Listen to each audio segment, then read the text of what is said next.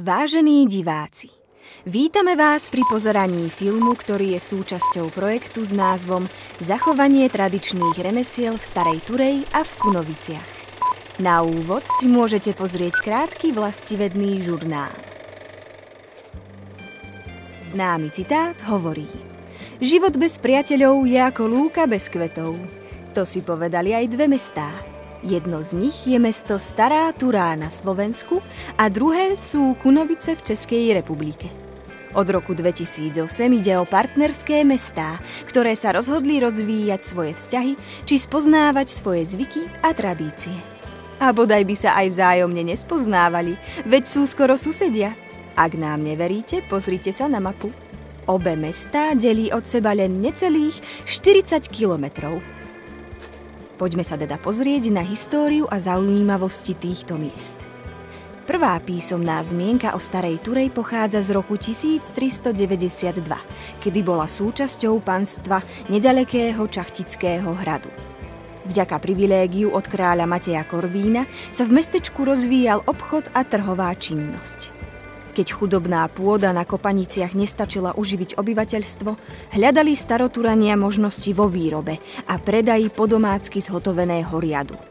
Staroturania sa preslávili aj ako prví zakladatelia brinziarní na Slovensku. Od roku 1935 je mesto známe ako výrobca vodomerov a plynomerov. Neskôr sa k výrobe pripojila aj produkcia zdravotnej techniky, a to všetko pod značkou Chirana Stará Turá. Mesto má v súčasnosti okolo 9 000 obyvateľov a medzi najväčšie turistické zaujímavosti môžeme zaradiť katolícky a evanielický kostol, historickú husickú väžu, objekty železnice, dve múzeá, ako aj vodné nádrže Dubník 1 a Dubník 2, ktoré sa dobre starajú o relax miestnych obyvateľov.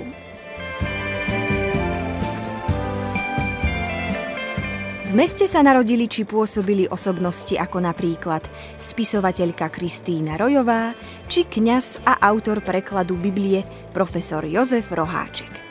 Ale poďme nazrieť aj do partnerského mesta, do moravských Kunovíc. Najstarší písomný záznam o meste pochádza z roku 1196. Obyvateľstvo sa živilo prevažne poľnohospodárstvom, ako napríklad vinárstvom a ovocinárstvom. Rozvoju mesta prispela aj železnica. Vďaka nej tu vyrástli dve tehelne a neskôr aj dôležitá továreň na výrobu lietadiel s názvom Let. Medzi najvýznamnejšie lietadlá z Kunovíc jednoznačne patria tzv. Kluzáky z rady Blaník. V Kunoviciach tak nájdete aj 6. najväčšie letisko v Českej republike a aj unikátne letecké múzeum. Kunovice sú však celosvetovo známe aj vďaka svojej jízde kráľů. Ide o ľudovú tradíciu, ktorá je dokonca zapísaná do nehmotného kultúrneho dedičstva UNESCO. Pre návštevníkov mesta však môže byť zaujímavá aj kultúrna historická pamiatka Panský dvúr. Nemenej zaujímavý je tzv. Památkový domek. Z Kunovic pochádza napríklad bojovník proti nacizmu Jan Hrubý alebo známy herec Jozef Abrahám. Ako je vidieť, obe mestá majú čo ponúknuť, či už z historického, či kultúrno-spoločenského hľadiska. Poďme teda viac nazrieť do týchto dvoch mestečiek a odhaľme ich krásu, remeslá a zvyky.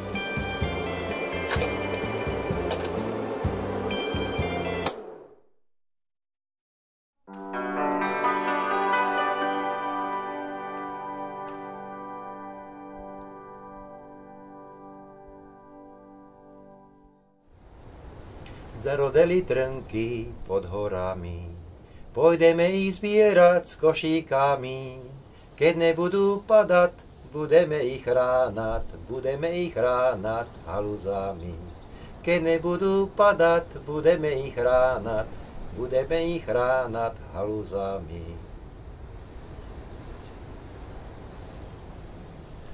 No, ku košíkaru som sa dostal celkom tak náhodne, alebo úplne prozaicky, tým, že vlastne ja som vyštudovaný zootechnik. Robil som 6 rokov zootechnika ale po 6 rokoch som z toho pracoviska odišiel a prešiel som na železnicu. My sme si s manželkou v 11. roku kúpili krabičku. No a odpredávna sa používala na usýpanie sečky, to je rezanka slamy a sena, sa používali koše. No ja som taký kôš nemal, ale našiel som košikára, ktorý také veci robil. No a ten mi slúbil, že mi taký kôš upletie. Takže 6. januára v roku 92 sme uplietli prvý kôš. No tak ma to vtedy zaujalo, že začal som sa tomu venovať viacej. Naštieval som potom košikárov, získal som nejakú literatúru, naštieval som knižnice, majstrov, no a tak som sa dostal ku košikárstvu.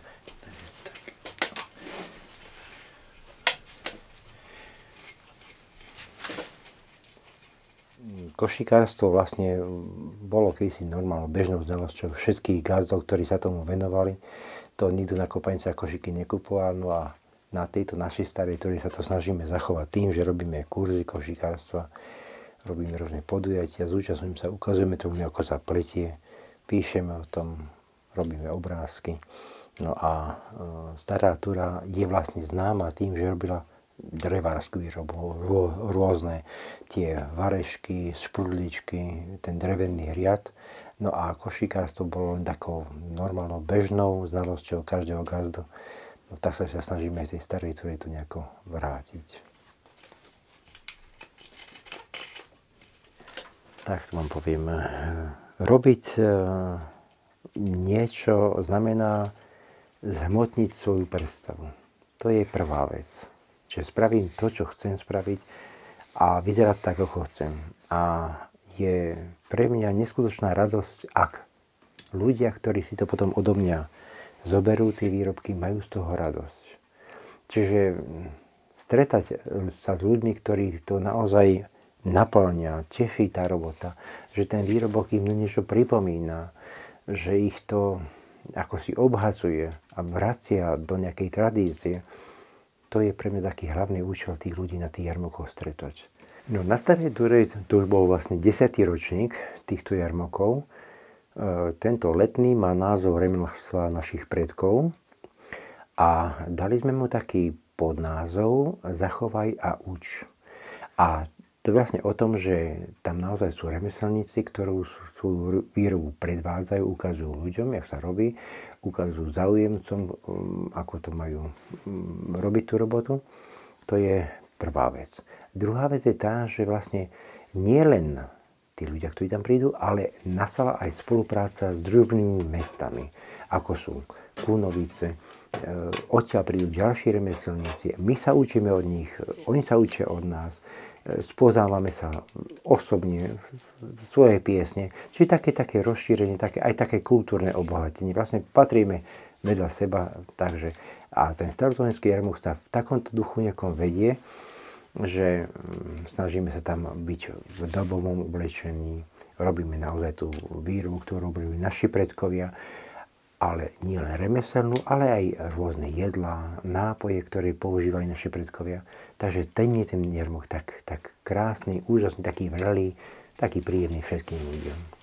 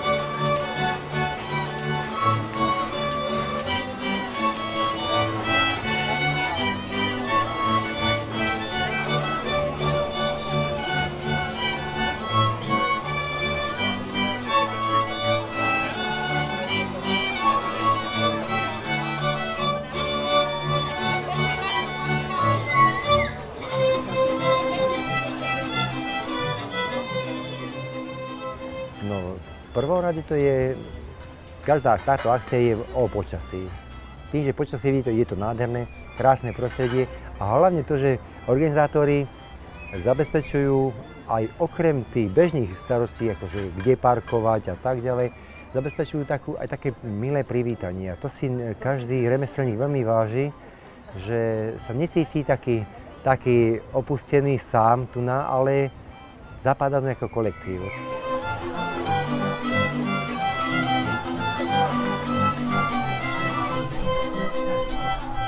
Je úžasné byť medzi rodákmi, stretnúť sa s ľuďmi, ktorými som možno nemal možnosť sa vôbec stretnúť.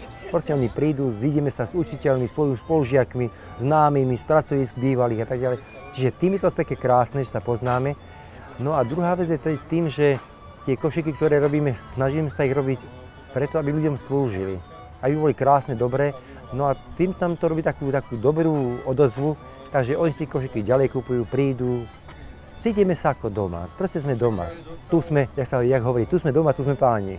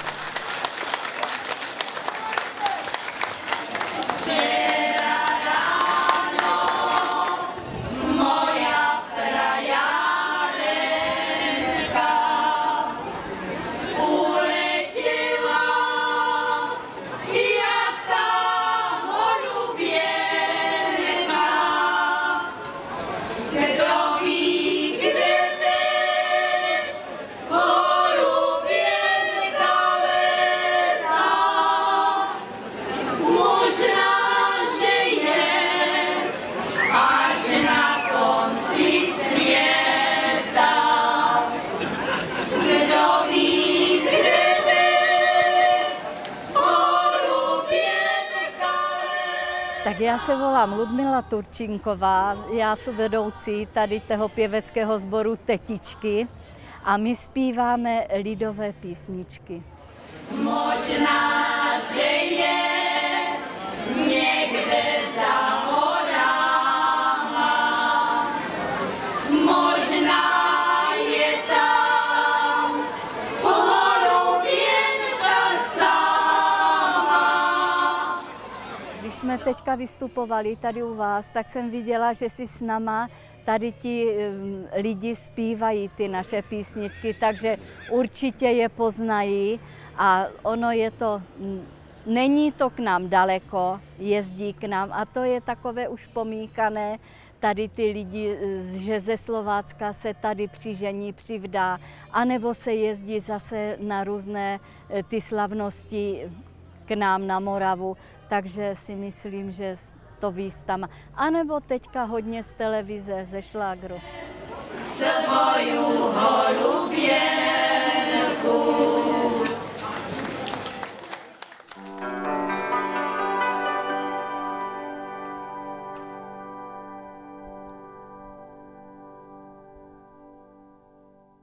Bludila pěsnička, bludila Moravu, polečkem lúkama a jišinu Dubravu. Notečku nenašla v poli Dubravě, bludila přesmutná po celé Moravě. Tento region je velice veselý. Je tady hodně souborů, jak začínají od malých dětí a konče až s náma, což my už jsme takový přestárli, že? Ale pořád si myslíme, že to veselí a radost do tohoto regionu patří. Našla tam notečku, Pán Bůh sám.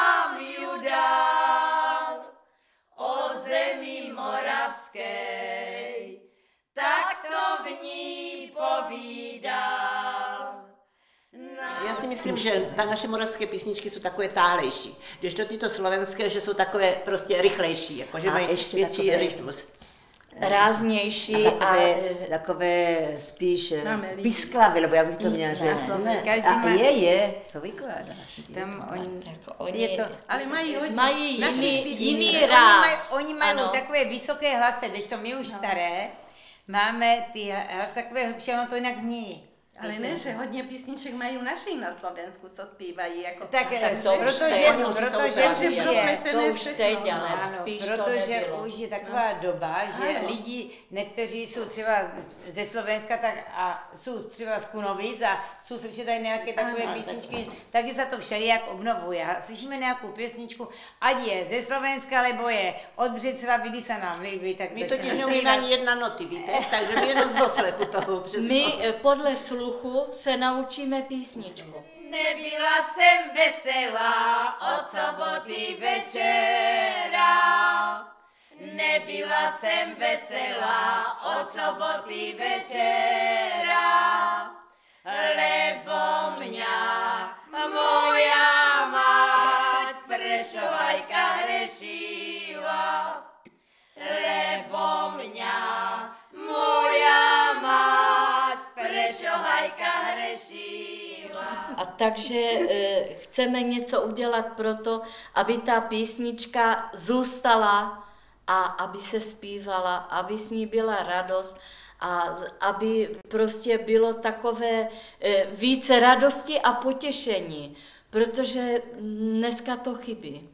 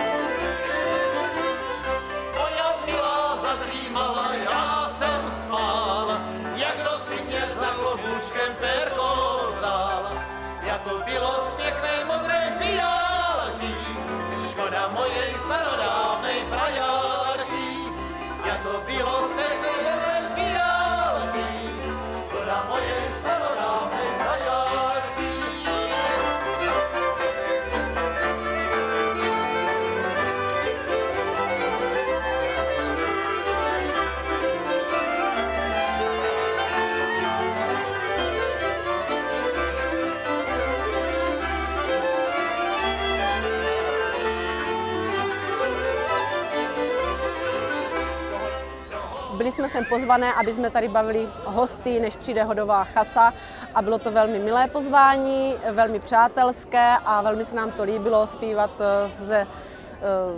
se sborem z Kunovic a byli jsme s nimi poprvé a bylo to velice fajn. Myslím si, že je dobře, že se ty staré řemesla zase obnovují. Se lidi nespoléhají většinou jenom na stroje a na počítače. Se taky něco dělá ručně. Aspoň za člověkem vidět, co udělal. A ve Staré Turej jsme byli několikrát a můžu vám prozradit, že když jsme byli svobodní, tak jsme tam měli první rande na motorce. Takže tam jezdíme velice rádi a máme ten kraj tam moc a moc rádi. A jsme rádi, že jste tady a že vás tu můžeme taky často přivítat a doufáme, že se vám to u nás líbí. No a potom rande vzniklo manželství, které trvá doposud. No a vidíte, tak jsme tady v kroji zdraví a máme se rádi a proto nám bude 70, tak to nějak vydržíme snad ještě.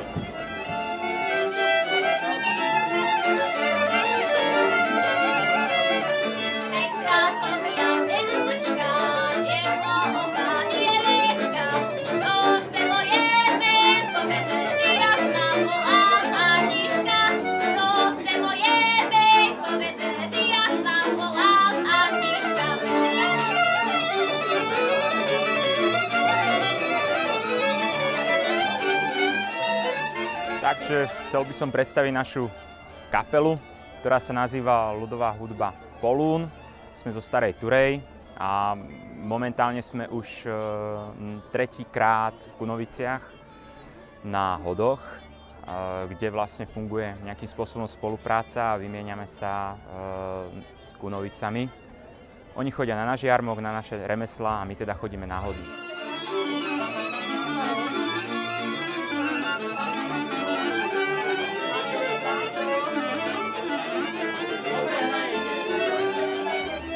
V Kunoviciach sa mi páči vždycky moc, pretože jednak je tu výborné víno, je tu výborná nálada a myslím si, že vo všeobecnosti všetci tu naši moravskí bratia sú strašne priateľskí, strašne je tu pohodová, úžasná atmosféra, takže vždycky sem rádi chodíme. Postel máš uslanú, lehni odpočiň si, lehni odpočiň si.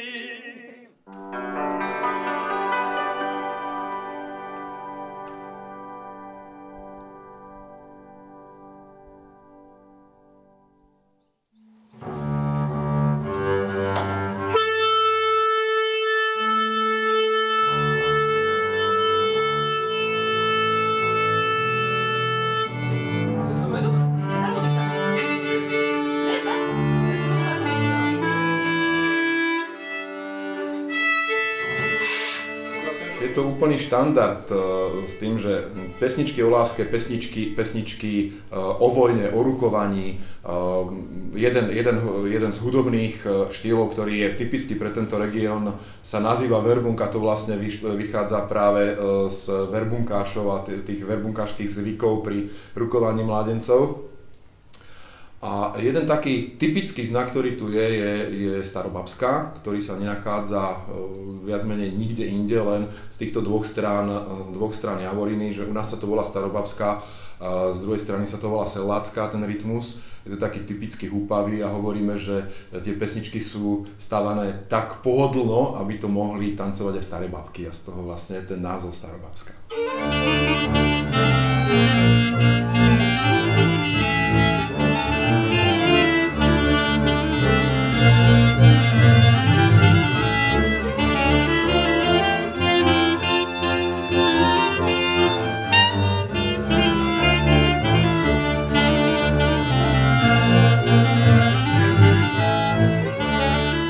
Na začiatku možno áno, ale decka z toho mali veľkú radosť, keď mali možno 10-11 rokov a dievčatá spievali Išla som sa utopiť, namočila som si ryt a tak ďalej. Takže z tohto mali veľkú srandu. No a potom samozrejme sme natrafili aj na texty už také dosť erotické, ktoré sa na zábavách, svadbách spievajú až po polnoci.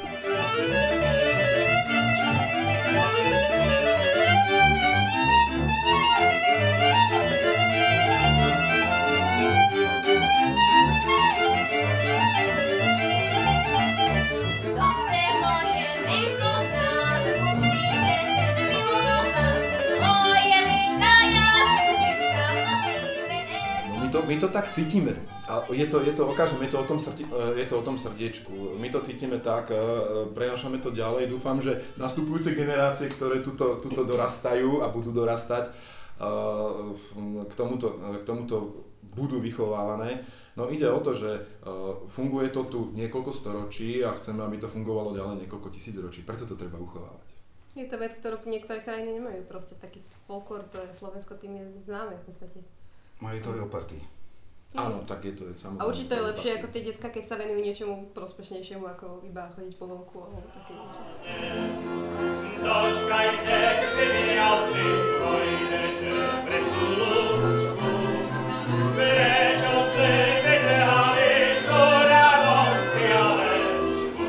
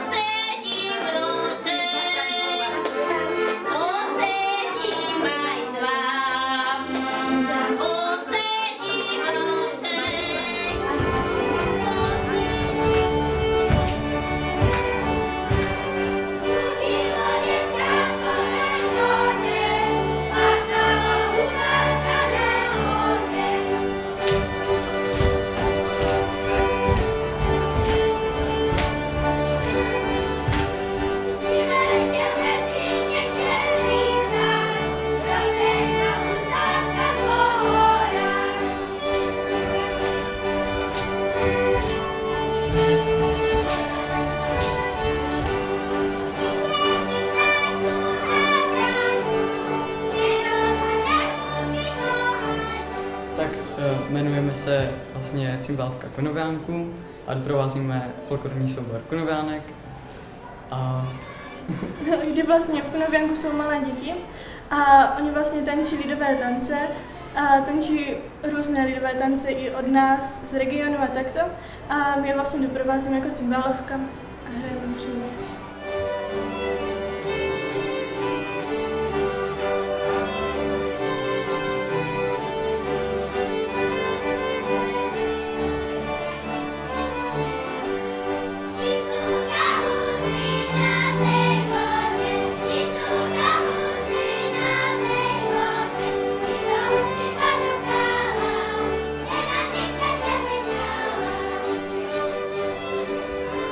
Já si myslím, že je to určitě super, že si můžu tak vyměnit zkušenosti a i si jakože říct, jak to u nás chodí a jak to u vás chodí a určitě je to takové obohacení do života.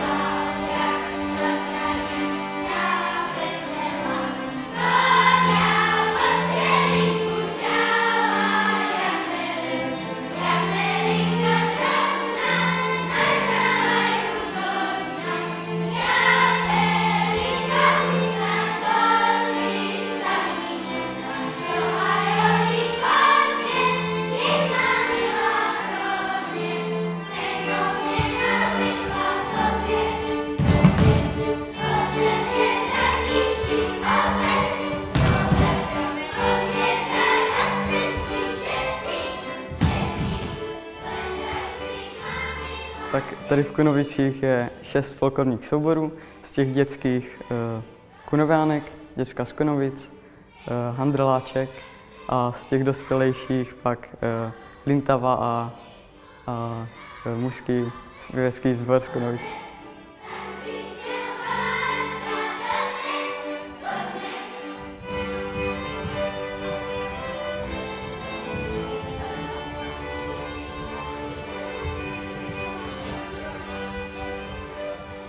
Začínal jsem v cymbálovce tak, když mi bylo 10 roků a určitě jako, když jako někteří třeba říkali, že ty jdeš na to folklorní vystoupení, tak jako říkali jo, super, protože tady na té Moravě to mají všichni rádi, ten folklor.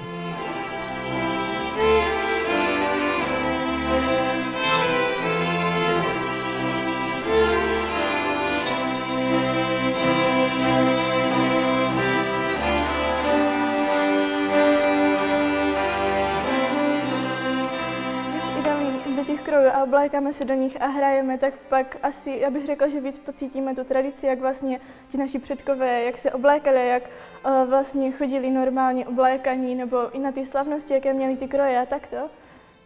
Tak spíš tak. Tož tak pozitiva to má, že si procvičí v hradě na Osle, rozhodně.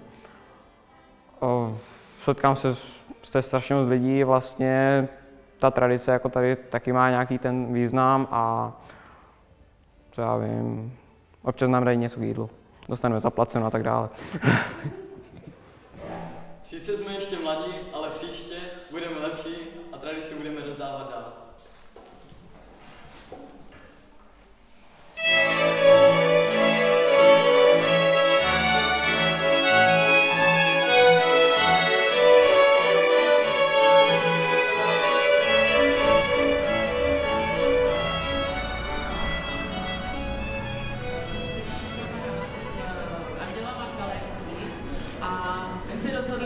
Že nám zaspívají, ale ještě se nám tento andílek tady s tou krásnou ratolestí musí taky představit.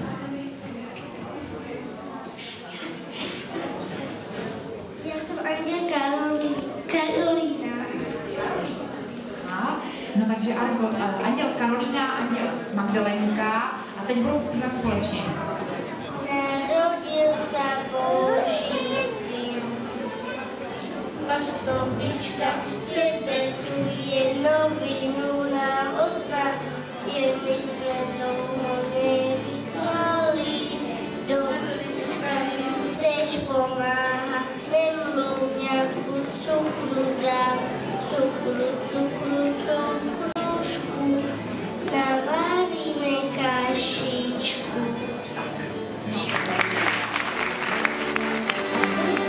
Vyletěla sojka, z druhej strany hajka, pásli ovce pastuškové, jedli kašu z hrnka. Přiletěl k nim anděl, tak jim rozpověděl, že se Kristus Pán narodil, aby každý věděl.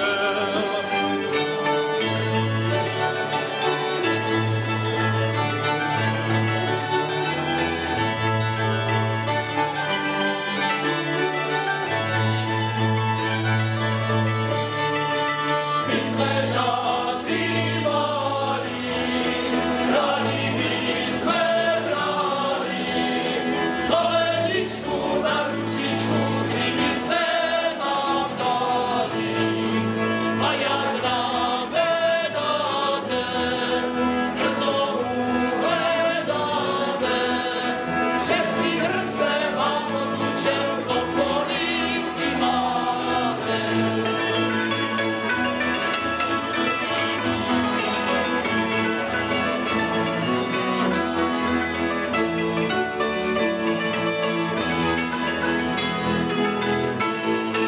Všecky hrnce vám potlučem, co v polici máte.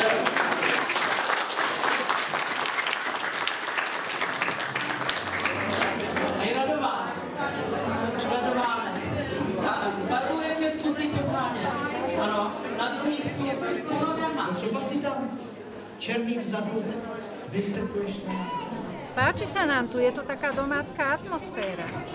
Venujú sa nám, pozrú si, ako paličkujeme. Tak ako na jarmokoch. Veľa ľudí, kultúrny program, rôzne remeslá, čo sa dá popozerať. Už sme predali niečo, aj sa pozreli, ako to robíme. Rôzny, ako má kto záujem.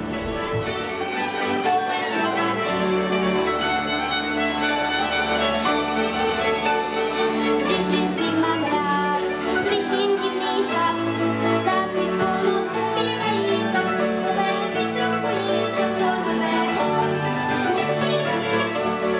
Ptáci v polnoci zpívají, pastuškové vytrubují, co to nového, nesmítaného.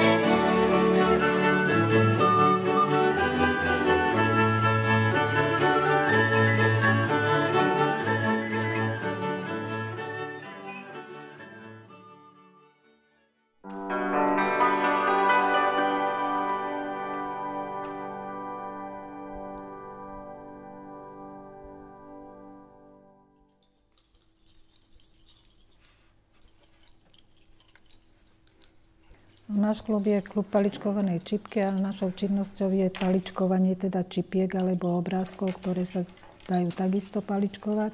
Tu sa teda nepaličkovalo v Starej Turej, to není akože tradícia remesla zo Starej Turej, to len ochotná žien, že sa to naučili paličkovať. No tak v prvom rade paličky potrebujeme k tomu, nite a teda tie podvinky potrebujeme k tomu, ktoré sa prišpendlia na valec. Na to sa dá ešte nejaký igelit, aby sa tá práca nešpinila od toho podvinku. A už potom teda len ruky paličkárky.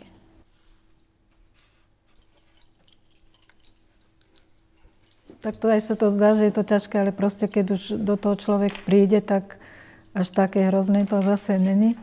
Len tie začiatky naozaj sú také ako pri každom, čo sa učí. čo není len... Už teraz akože sa nám to nezdá, že by to bolo také náročné, ale vtedy to bolo dosť. Aj každý, keď príde taký, čo nepozná teda tú robotu, povie, bože, ako to môžete, jak to, že si to nemýlite a tak. No tak nám už to... Prišla mi jedna spolupracovníčka, boli celné trhy a tiež pozerala to, hovorí, že jak sa jej to páči, hovorím, však poď medzi nás. Ja by som to nedokázala, neboj sa dokážeš. Aj chodila medzi nás, aj sa to naučila, aj pekne paličkuje. Božka. No tak aby sa to celkom nezabudlo, aby ostalo aj pre ďalšie generácie čosi po nás. My sme to tiež len zdedili. Ja si myslím, že preto je to dobré. Až tak nakoniec aj nám to pomáha takto, že máme sa čím baviť. Je to dobrý relax. Áno, relax. Do krčmy nechodíme. To značí tým večerom. Áno. Sa všetci poženili, bateraj zostal. A tento najčisto najhodnejšiu dostal. A tento najčisto najhodnejšiu dostal.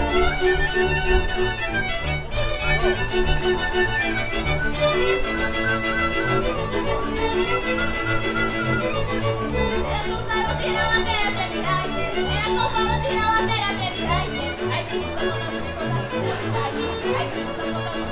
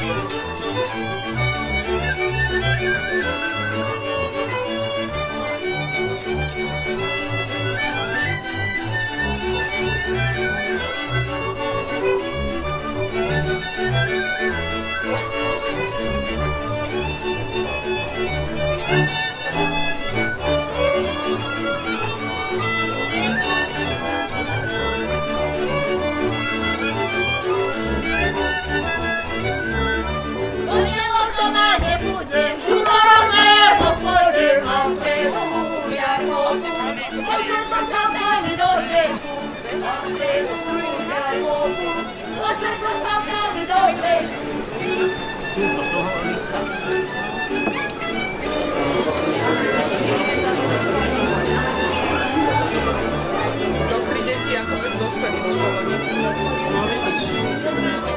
Ania to najnička moja, ty budeš najnička moja, v sobotu rúšku dáš, nedeľu pôjdeme na soláš, v sobotu rúšku dáš, nedeľu pôjdeme na soláš.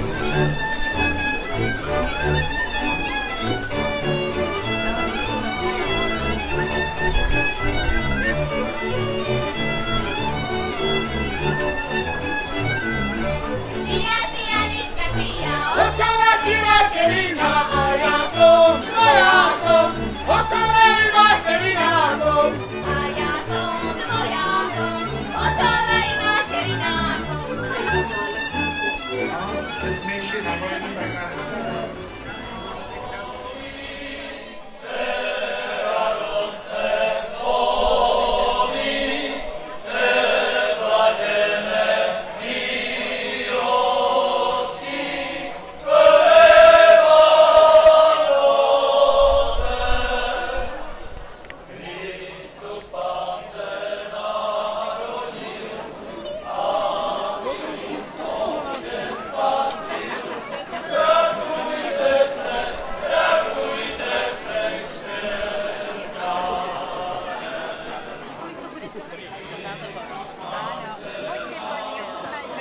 Přišli jsme sem na trhy prodávat kunovské vdolečky a rohlíčky, perníkové zvonky, které jsou takové tradiční. Navštěv jsme z toho měli nějaké obavy, ale velice dobře se nám dařilo, měli jsme to brzo prodané, lidem se to líbilo a myslím, že byli všichni spokojení. No tak tak je to pečivo, je to kynuté pečivo, které se dává na hostiny, na svatby, na křtiny, no prostě na kdejaké oslavy.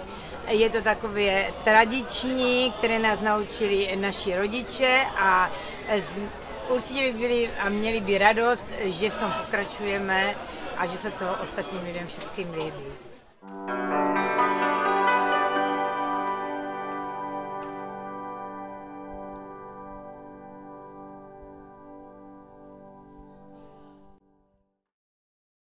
No, moje mamka byla hrozně šikovná na takové pečivo. No a samozřejmě, jak jsme vyrůstali a ze sestru, tak chtěla, aby jsme to uměli podle ní. Já jsem to zkoušela, až jsem měla, myslím, 40 roků. A napřed jsem z toho měla obavy, ale když jsem viděla, že se mi to daří, tak jsme šli čím dál a pekla jsem toho čím dál víc. Potom jsem si zavolala kamarádky a teď jsme to prostě rozjeli, ale jsem ráda, že si to někdy upečou i oni, ale přitom říká, že já jich mám dobré, ale nemám jich takové jak ty. Ale ať se toho nebojí, ať všechno vyzkoušají. No tak, aby jsme ty vdolečky měli dobré, tak musíme udělat v první řadě dobré těsto. Na to potřebujeme 1/4 kila hladké mouky, 1/4 kila polohrubé mouky, špetku soli, 2 deci oleje, 3 žloutky plus 1 celé vejce, 1/4 litra mléka a 5 deka kvasnic. To je na těsto. Mezitím necháme těsto skynout a uděláme si na náplň, která se dává dovnitř toho vdolečku a tam je kilo tvarohu, 20 deka cukru, 1 žloutek, 1 vanilkový cukr a 10 deka hrozinek. Potom ještě musíme udělat posypátko, tak tam je 1/4 kila másla, půl kila hladké mouky, 1 vanilkový cukr a citronová kůra. No samozřejmě ještě tam potřebujeme povidla k tomu a na samý závěr, až je všechno upečené a že to vychladlé, tak se to potírá rumem a máslem.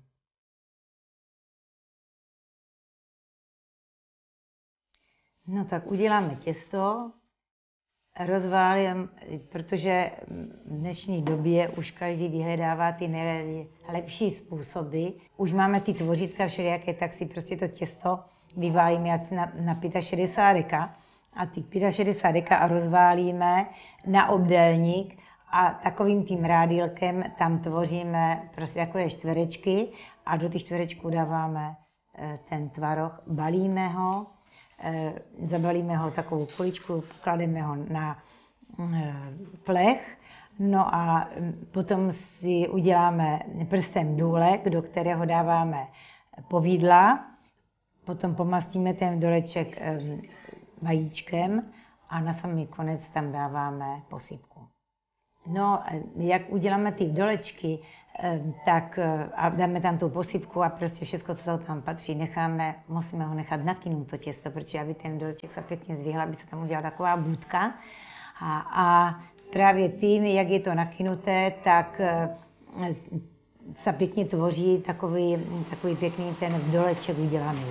No, tak pečeme ho asi záleží, jak každá žena má nastavené truby, ale přiměřeně na 180 stupních asi tak 10-15 minut. Na tom plechu by to mělo nechat vychladnout, aby se s tím vdolečkem nehýbalo, aby se třeba on nesrazil nějak. No, potom se předělá do krabic, natřeme ho máslo s rumem a když ho dáváme na talířek, aby bylo pěkné uhledné, tak jich posypeme cukrem. No tak pekli se, když bylo dřív, když ještě jsem třeba nebyla na světě, tak bývalo primicie. Kněz, jak byl vysvěcený, tak bylo moc družiček a byla taková hostina. Takže v první řadě byly na takové akce, tyto křesťanské se to dělalo. No a potom už byly svatby, křtiny, oslavy, narozeniny a tak se to prostě rozmohlo, hody, no a tak se to rozmohlo, že dneska je to když je nějaká taková akce, tak v první ty vdolečky jdou. Cukroví také se peče, ale lidi dneska dávají přednost tím vdolečkám.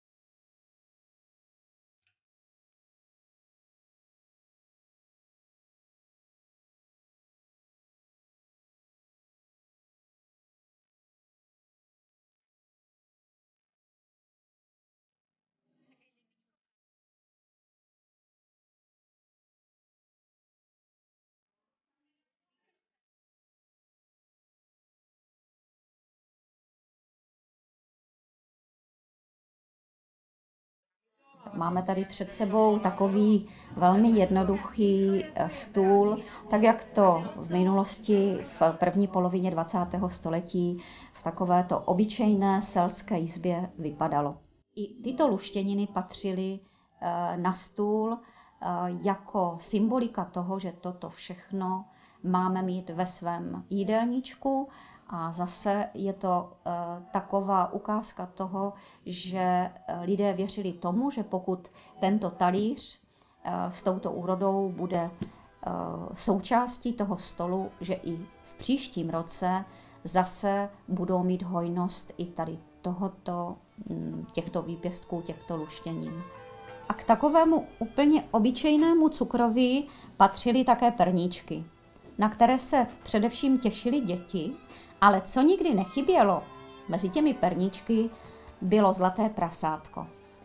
A pokud bychom si něco měli říct o tom prasátku, vzpomínám si na to i ze svého dětství, kdy mě prarodiče říkali, nebo nám, vnučkám, že se musíme postit, abychom viděli zlaté prasátko. A je fakt, že my jako děti, nevím jak vy, ale my jako děti jsme tohle ctili. Měli jsme teda obrovský hlad, proto už štědrovečerní večeře se konala kolem 4. hodiny odpoledne, kdy se celá rodina sešla. Samozřejmě jako první se postavil tatínek, dědeček, pomodlili jsme se a jako první jsme si posílali